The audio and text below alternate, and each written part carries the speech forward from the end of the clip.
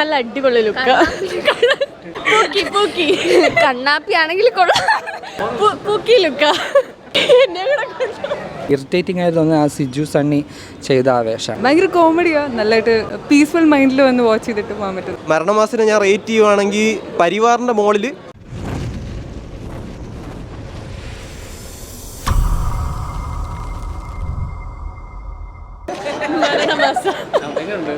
നന്നായിട്ടുണ്ട്.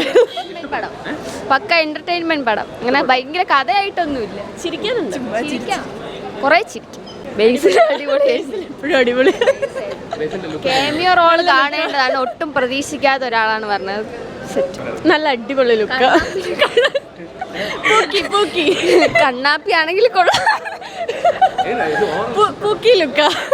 നല്ല ലുക്ക. എടുത്തു പറയുന്നത് കോമഡി എന്റർടൈൻമെന്റ് പടമാണ്. ലാസ്റ്റ് പൊട്ടടിയ ഇല്ല, ഇഷ്ടപ്പെട്ടില്ല. നല്ല പടം, വേറെ പ്രശ്നമൊന്നുമില്ല. കിട്ടില്ല. ഭയങ്കര നല്ല ചേഞ്ച് ഉണ്ട്. ഭയങ്കര കോമഡിയാണ്. നല്ലതായിട്ട് ലൈക്ക് പീസ്ഫുൾ മൈൻഡിൽ വന്ന് വാച്ച് ചെയ്തിട്ട് പോകാൻ പറ്റുന്നത്. കുഴപ്പമില്ല, നല്ലതായിട്ട്. മരണമാസ് ഞാൻ എക്സ്പെക്റ്റ് ചെയ്ത് വന്ന ഒരു ലെവല് കീപ്പ് ചെയ്തോന്ന് ചോദിച്ചു കഴിഞ്ഞാൽ എന്നെ സാറ്റിസ്ഫൈ ചെയ്തു. പക്ഷേ അത്ര ഒരു ഇപ്പോൾ മരണമാസ് എന്ന് പറയാൻ പാകത്തിനൊന്നുമില്ല. ഞാൻ ആവശ്യത്തിന് ചിരിച്ച്.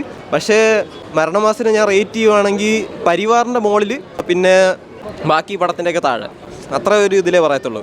കാരണം ഞാൻ ട്രെയിലറൊക്കെ കണ്ടിട്ട് എക്സ്പെക്റ്റ് ചെയ്ത് വന്നതിൻ്റെ അത്ര ഞാൻ ചിരിച്ച് മറിഞ്ഞിട്ടില്ല. പക്ഷേ പടം കൊള്ളാം. ഒരു തിയേറ്ററിൽ ഒരു വട്ടം വന്ന് കാണാനുള്ളതുണ്ട്.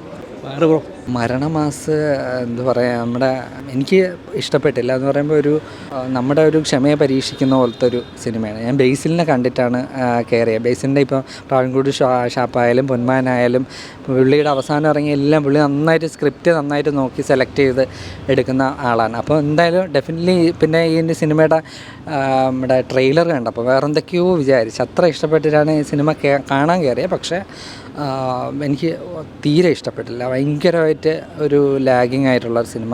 പിന്നെ ഈ സിനിമയുടെ ഒരു ഇറിറ്റേറ്റിംഗ് ആയി തോന്നുന്നത് ആ സിജു സണ്ണി ചെയ്ത ആവേശം. പുള്ളി എന്ന് പറയുമ്പോൾ ആ പുള്ളിയുടെ ആ ഒരു അച്ഛനും മകനും തമ്മിലുള്ള ആ ഒരു റിലേഷൻ അതിൽ കാണിക്കുന്നു. പറയുമ്പോൾ ദേഹത്ത് കുത്തിയ ഒരു അടയാളം വെച്ചിട്ട് അച്ഛനെ, അതൊക്കെ എനിക്ക് തോന്നുന്നു ഒരു 60 കൊല്ലം മുമ്പ് നസീറിൻ്റെ സിനിമയിലൊക്കെയാണ് നമ്മൾ കണ്ടിട്ടില്ലേ, ഈ മുഖത്ത് ഉണ്ണി ഒട്ടിച്ച്. അപ്പോൾ അതേ ഉണ്ണിയുള്ള വേറൊരു ആളിനെ കാണുമ്പോൾ അച്ഛാ മകനെ ആ മോനെ എന്നൊക്കെ പറഞ്ഞ് വിളിക്കുന്ന സീന്. അമ്മാതിരി ഒരു കഥാപാത്രമാണ് സിജു സണ്ണി എഴുതിയിരിക്കുന്നത്. അതൊക്കെ ഇതൊരു 50 കൊല്ലം മുമ്പ് എടുക്കാൻ പറ്റിയ കഥയാണ് അതിൽ പലതും കാണിച്ചിരുന്നത്. പിന്നെ ടൊവിനോ എന്ത് കണ്ടിട്ട് ഈ സിനിമ പ്രൊഡക്ഷൻ ചെയ്തു എന്നുള്ള കാര്യം സംശയമാണ്. പിന്നെ കൂട്ടുകാരനും കൂടെ ഈ പറഞ്ഞ പോലെ എടുത്തതായിരിക്കാം. അല്ലാതെ പ്രത്യേകിച്ച് സിനിമയുടെ കഥയൊന്നും ഒട്ടും കൊള്ളില്ല. എന്ന് പറയുമ്പോൾ നമ്മുടെ ഈ കാലഘട്ടത്തിന് യോജിച്ച സിനിമയേ അല്ല ഇത്. ചിലപ്പോൾ എനിക്ക് തോന്നുന്നു ഒരു 30 കൊല്ലം മുമ്പ് ഇറക്കിയിരുന്നെങ്കിൽ ഒരു പക്ഷേ ഇതിലെ കഥയൊക്കെ നമുക്കങ്ങ് ദഹിക്കായിരുന്നു. പിന്നെ ഇതിൽ നല്ല ഇൻട്രസ്റ്റിംഗ് ആയിട്ട് കഥാപാത്രം നമ്മുടെ സുരേഷ് കൃഷ്ണ. പുള്ളി ഇടയ്ക്കിടയ്ക്ക് ചില സിനിമകളിലൊക്കെ മാതിരി ഒരു സീരിയസ് വേഷം വിട്ട് ഒരു കോമിക്കായിട്ടുള്ള രീതിയിൽ പുള്ളിയുടെ ആ ഒരു ഇത് കൊള്ളാം. പിന്നെ നമ്മുടെ നാഗസൈരന്ദ്രിയുടെ ഒരു ശബ്ദം, അത് പുള്ളിയും തമ്മിലുള്ള കണക്ഷൻ അത് ഭയങ്കര തിയേറ്ററിൽ ഒരുപാട് ചിരിക്കാനുള്ളതാണ്. ഇവർ രണ്ടുപേരും തമ്മിലുള്ള ആ ഒരു സംസാരമായിട്ട് അവരെ കാണിക്കുന്നില്ല. പക്ഷേ അവരുടെ ആ ഒരു കോൺവെർസേഷൻ നമ്മുടെ മതിലുകളിൽ KPCയിൽ ശബ്ദം കൊണ്ട് മാത്രം നമുക്കൊരു ഇവർ അവിടെ ഉള്ളതുപോലെ നമുക്ക് തോന്നും. ആ സിനിമയിൽ അഭിനയിച്ചിട്ടുള്ളതായിട്ട് തോന്നും.